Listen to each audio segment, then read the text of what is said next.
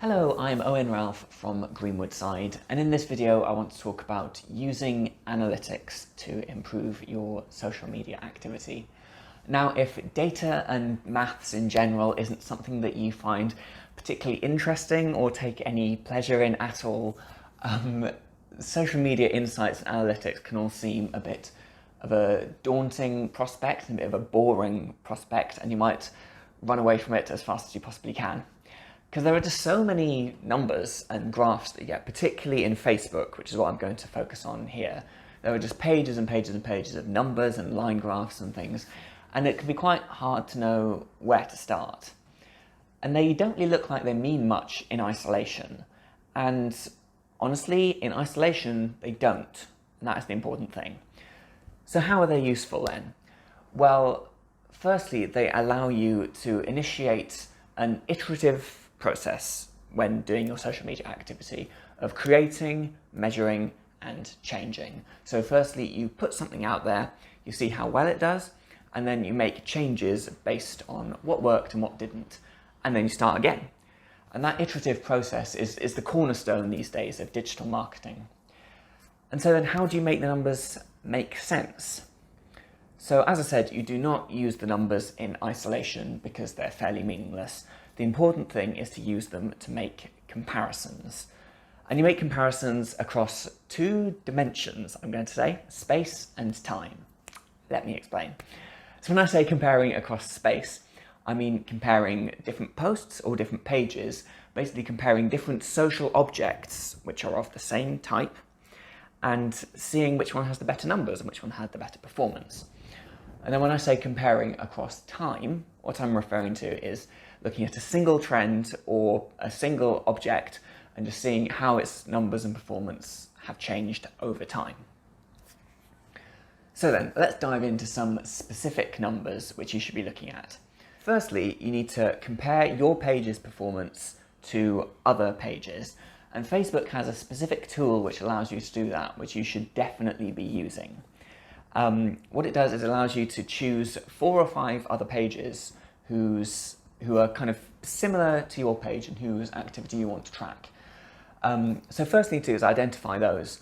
What I would recommend is, so choose probably musicians who are doing a similar thing to what you are doing so that you're kind of comparable, but don't just necessarily go with musicians whose music sounds similar to yours or whose music you particularly like. Go with musicians whose social media activity seems to be pretty good, who are appearing in your newsfeed on a regular basis, and who seem to be getting a lot of engagement. So who basically seem to be doing all the things right, and all the things that you should be emulating. Then once you've chosen those pages, you will end up with a chart, which allows you to compare a few things, which I'll just run through now. You can compare total page likes, which actually isn't hugely important. You can compare pages with different size audiences, that's fine, but it's a useful bit of context for the following numbers. And next there's audience growth, which is much easier to compare directly and is much important. And this is the percentage increase. So you look at the total number of likes you had last week, you look at the total number of likes you have this week, and see what percentage of last week has increased from this week. And then you can see the number of times that the page has posted. And this will give you an idea of how often that you should be posting when you see how often other people are posting, but also how much engagement those posts are getting. And then finally, yes, it's engagement. How many times their posts have been reacted to or commented on or shared over the past week. So do start off by creating that chart and see how your activity compares to other people. And that will give you a sense of how well you're doing in the context of the broader market, and also how you might need to change. Second thing to look at, when it comes to posts on Facebook and on other channels, keep an eye on the reach of those posts. And you can find a chart for this just above that page comparison chart we were just talking about in the last tip. That's within the Facebook dashboard. So just to define a couple of terms that you're going to see in this kind of area. So reach is the number of unique people that a particular post or a particular page, whatever the context is, has reached in a given time frame. So it's the unique people. Impressions is another one which you might see in similar places, and I think Twitter tends to use impressions more than reach. as is Instagram, I believe. Impressions is the total number of times that your post has been seen by anyone, regardless of whether they've seen it before.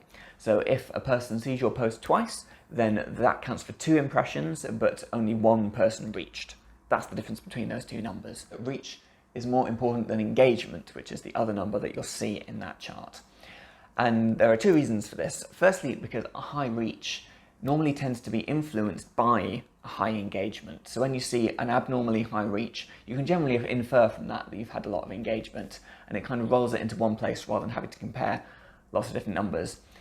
But secondly, because the reach tells you how many chances you've had to bring someone new into your audience.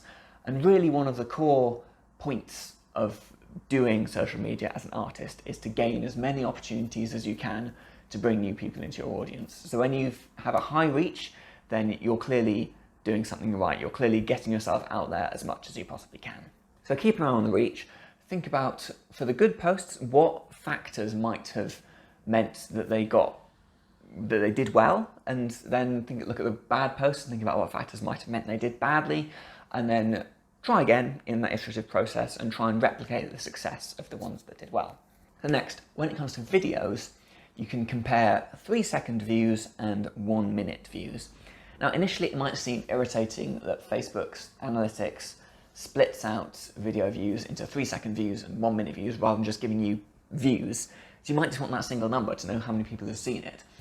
But that single number is counterintuitively problematic and doesn't really give the whole story. You might remember that there was a whole controversy a few years back about how Facebook was counting its views, and that presumably is the reason for that you've now got these 2 different numbers. So to explain the point, the 3-second views are, what it says on the tin is the number of times your video has been viewed by anyone for at least 3 seconds. So anyone who's seen it for 3 seconds, 4 seconds, a minute, 4 minutes, 40 minutes, they will all count within your 3-second views. And then 1-minute views is the same thing, but it's everyone who's seen it for a minute or more. So all of those people will have been included in the 3-second views. But the important thing is you've got that smaller number then to let you know how many people made it to the 1-minute mark. And this comparison gives you a basic insight into what's known as viewer retention, which is how long it takes people to get bored, basically. And you can look at this mapped out in more detail in a graph within Facebook Creator Studio if you want to. But just seeing those 2 numbers gives you enough of an indication of whether your content has been engaging enough to keep people hooked until at least 1 minute through. So a good thing to do is compare your videos that you put out recently and look at the level of drop-off between the 3-second views and the 1-minute views. And look at the ones which haven't had that much drop-off, and those are the ones that have done well, and think about why they might have done well. Then look at the ones where the 3-second views are hugely more than the 1-minute views, which might be really small, and think about why people might have got bored. Did you talk for too long at the beginning, basically, is a common one. Or what other factors might have meant people didn't stick around for more than a few seconds. And finally, keep an eye on your page likes. So growth in your page likes, your page audience, really is a seal of approval that your content is doing well and is getting people's approval, is bringing them in, they want to see more from you. Generally, when your likes are growing, it's because either people have come from another source, they might have kind of heard you at a gig and then sought you out on Facebook, so they wanted to follow you that way.